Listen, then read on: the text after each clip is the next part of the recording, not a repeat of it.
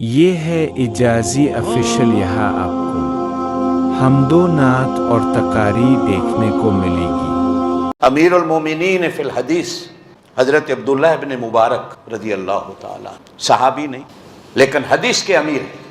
ان کا جب نام آ جاتا ہے کسی حدیث میں تو کسی محدث کی جرت نہیں ہوتی اس حدیث کو تسلیم نہ کرے۔ یہ مجھے اکڑ کے چلنے پہ ایک بات یاد آئی۔ فرماتے ہیں کہ حج کر کے میں اپنی اونٹنی پہ اپنے ملک شام کو جا رہا تھا کہ راستے میں نے ایک جھلی سی کملی سی بڑھیا دیکھی، صحرا میں ڈیزرٹ میں پیدل چل رہی ہے بیچاری۔ تو مجھے ترس بھی آیا اور خیال بھی آیا، تو میں نے اس سے کہا السلام علیکم ورحمۃ اللہ۔ تو اس نے جواب میں مجھے کہا سلام قولا من رب الرحیم۔ میں نے اس سے کہا کہ یہ صحرا میں ڈیزرٹ میں کہاں تو اکیلی گھوم رہی ہے؟ تو کہنے لگی من یضلل اللہ فلا ہادی لہ، کہ جو راستہ بھول جائے تو اللہ کے سوا اس کو راستہ بتانے والا کوئی نہیں ہوتا۔ میں سمجھ گیا کہ یہ بھولی بسری ہے۔ میں نے اس سے پوچھا اپنی زبان میں کتنے دن ہو گئے تجھے؟ کہنے لگی ثلاث لیال سویہ، 3 راتیں ہو گئی کہ میں اپنے قافلے سے بچھڑ گئی۔ تو میں نے اس سے پوچھا کہ کھانا پینا؟ کہنے لگی ہوا یطعمنی ویسقین، وہ مجھے کھلاتا بھی ہے پلاتا بھی ہے۔ میں نے اس سے کہا تیرے پاس پانی نہیں تو نماز کیسے پڑھتی؟ تو کہنے لگی اللہ قرآن میں کہتے ہیں فلم تجدوا ماء فتیمموا، جب پانی نہ ملے تو تیمم کر۔ میں سمجھ گیا کہ یہ مجھے کہہ رہی ہے میں تیمم سے نماز، یعنی جو سوال کرتا ہوں میں قرآن سے جواب دیتی۔ میں نے اپنی زندگی میں ایسی عورت نہیں دیکھی۔ میں نے اس سے کہا کہ وضو کیسے کرتی ہے؟ کہتی فلم تجدوا ماء فتیمموا، پانی نہ ملے تو وہ تیمم کر لیتی۔ میں نے اس سے کہا کہ میرے پاس کچھ کھانا پینا ہے، 3 دن سے تو نے کچھ نہیں کھایا تو میں پیش کروں؟ تو پھر قرآن پڑھ کے کہتی ہے کہ مجھے روزہ ہے، ثم اتم الصیام الی اللیل، جب تک شام نہیں ہوگی میں کچھ نہیں کھاؤں گی، مجھے روزہ ہے۔ تو میں نے اس سے کہا کہ سفر میں روزہ؟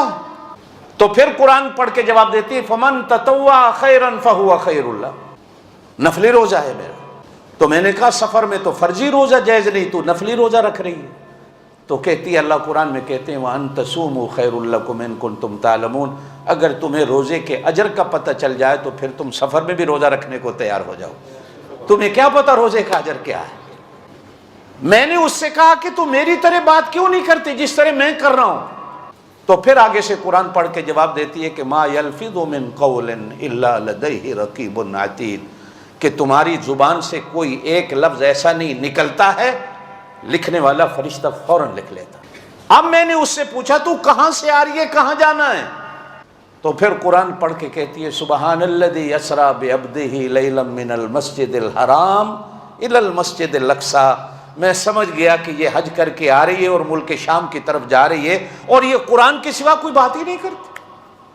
اب میں نے اس سے کہا کہ میری اونٹنی ہے اس پہ بیٹھ جاؤ، تو دعا دے کے کہنے لگی وما تفعلوا من خیر یعلمہ اللہ، اگر کوئی کسی کے ساتھ نیکی کر دے تو اللہ اس کا بھلا کرے، اللہ اس کا بدلہ دے گا، اللہ جانتا ہے، چلو دے دو سواری میں بیٹھ جاتے۔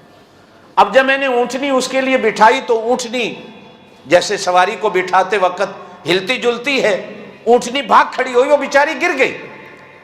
جیسے ہی گری تو زبان سے کہتی ہے وما اصابکم من مصیبت فبما کسبت ایدیکم، یہ مصیبت اللہ کی طرف سے آئی ہے، اس میں نہ تیرا قصور نہ میرا قصور نہ اونٹنی کا قصور، اونٹنی کو ڈانٹ نہیں ہے، اللہ کی طرف سے آیا، جو بھی مصیبت آتی ہے وہ اللہ کی طرف۔ اب میں نے اونٹنی کو پھر بٹھا کر باندھ کر اس کو بٹھانا چاہا تو پھر قرآن پڑھ کے مجھے کہتی ہے کہ اللہ قرآن میں کہتے ہیں قل للمؤمنین یغضوا من ابصارہم، کہ ایمان والے مردوں سے کہہ دو کہ عورتیں سامنے آ جائیں تو اپنی نگاہوں کو جھکا لیں، نگاہوں کو جھکاؤ تاکہ تیری نگاہ میرے چہرے پر نہ پڑے، میرے کپڑے پھٹ گئے ہیں۔ اب میں نے اس کو اونٹنی پہ بٹھایا تو اب میں وہ بات مجھے جو یاد آئی تو میں اونٹنی کو بھگانے لگا تیز تیز کہ کہیں راستے میں اس کا قافلہ مل جائے جس سے یہ بچھڑی ہوئی ہے۔ تو اونٹنی جو تیز چلی تو اونٹنی پہ بیٹھی بیٹھی کہتی ہے وقصد فی مشیک وغضض من، ہولے چلا ہولے چلا، اللہ کہتے ہیں کہ ہولے ہولے چلو، میں نے ہولے چلائی۔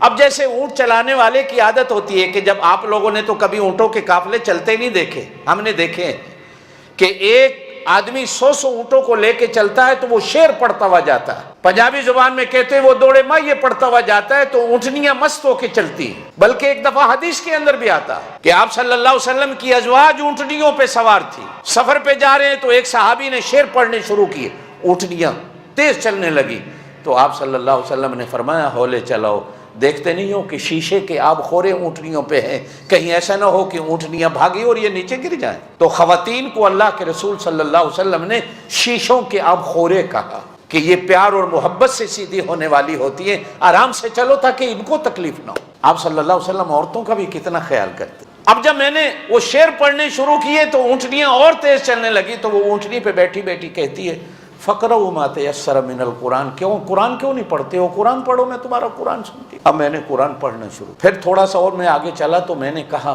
تیرا خامند ہے؟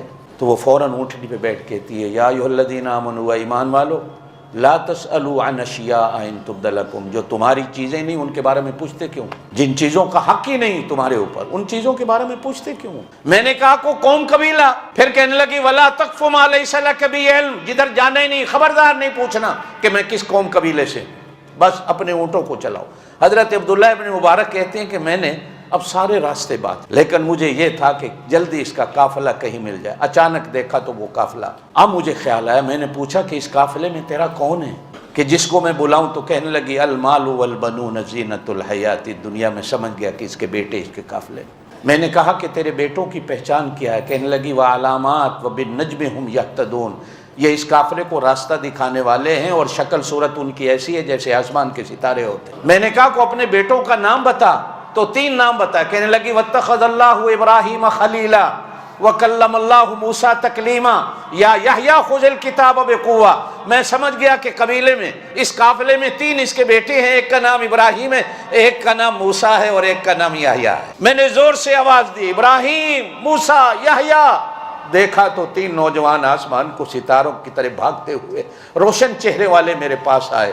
میں نے کہا اسے جانتے ہو؟ کہنے لگی یہ ہماری اماں۔ کیا ہو گیا تھا کہ پیچھے بچھڑ گئی تھی، قافلہ ہمارا چل پڑا۔ اب وہ اتری تو اتنے میں اپنے بچوں سے کہنے لگی فبعثوا احدکم، ایک بندہ جاؤ بیوارے کے قوم کو پیسے لے لو، ھذہ الی المدینہ، اس شہر میں جاؤ، اس مہمان کے لیے کو کھانا لے کے آؤ۔ اب ان میں سے ایک بچہ بھاگتا ہوا بازار جاتا ہے میرے لیے کھانا لے کے آ۔ اب جب کھانا میرے سامنے رکھا تو وہ عورت پھر قرآن پڑھ کے کہتی ہے کلوا واشربوا ہنیئا بما اسلفتم فی الایام الخالیہ، یہ جتنے پیچھے میرے اوپر احسان کرتا آیا ہے نا اس کا بدلہ ہے، کھا اور پی۔